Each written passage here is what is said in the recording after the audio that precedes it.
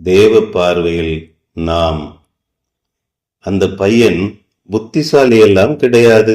ஒருமுறை அவன் படித்துக் கொண்டிருந்த பள்ளிக்கு சில அதிகாரிகள் மாணவர்களை சோதிக்கும்படியாய் வந்திருந்தார்கள். 5 ஆங்கில வார்த்தைகளை எழுதி காட்ட சொன்னார்கள்.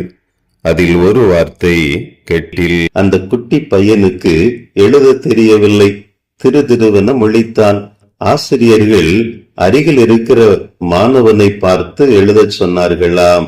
அந்த பையனோ, நான் எழுத தெரியலன்னு திட்டுனா கூட திட்டு வாங்கி விடுவேன், ஆனால் அடுத்தவர்களை பார்த்து நான் எழுத மாட்டேன் என்று மனதிலே தீர்மானித்து அந்த வகுப்பில் அவன் ஒருவன் மாத்திரம் தவறாக எழுதினானாம்.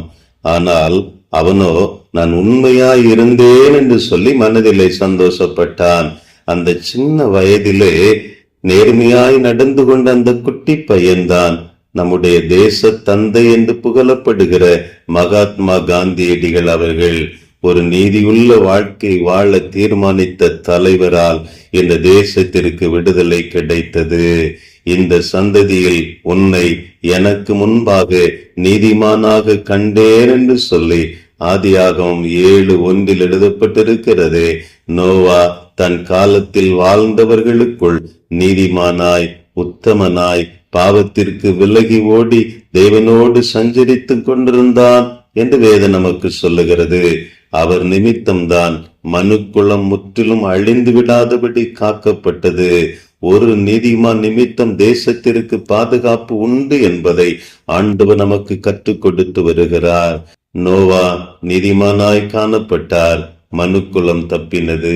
தேவ பிள்ளைகள் நீதிமான்களாய் இருப்பது எவ்வளவு அவசியம் என்பதை சங்கீதம் 58:11 நாம் கற்றுக்கொள்ள முடியும்.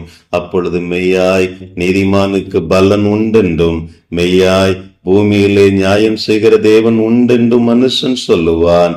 நீதிமான்களாய் பூமியில் வாழ்ந்தோம் என்றால் நமக்கு இன்னும் ஒரு ஆசீர்வாதமும் உண்டு என்பதை அறிந்து கொள்ள வேண்டும். அதுதான் பரலோக வாழ்க்கை. பூரணமாக்கப்பட்ட நீதிமான்களின் ஆவிகள் பரலோகத்தில் வாழும் என எபிரேயர் 12:23 ஆண்டவர் நமக்கு கற்றுக் கொடுத்து இருக்கிறாரே. மறு உலக வாழ்வை நாம் பெற வேண்டும் என்று சொன்னால் நீதிமானாய் மாற வேண்டியது அவசியம். நீதிபரனே, என்னை உம்முடைய பரிசுத்த ஆவியினால் நீதிமானாய் மாற்றுவீராக. எங்களே நாங்கள் தாழ்த்தி அர்ப்பணிக்கிறோம். இயேசுவின் நாமத்தில் பிதாவே. ஆமேன், ஆமேன்.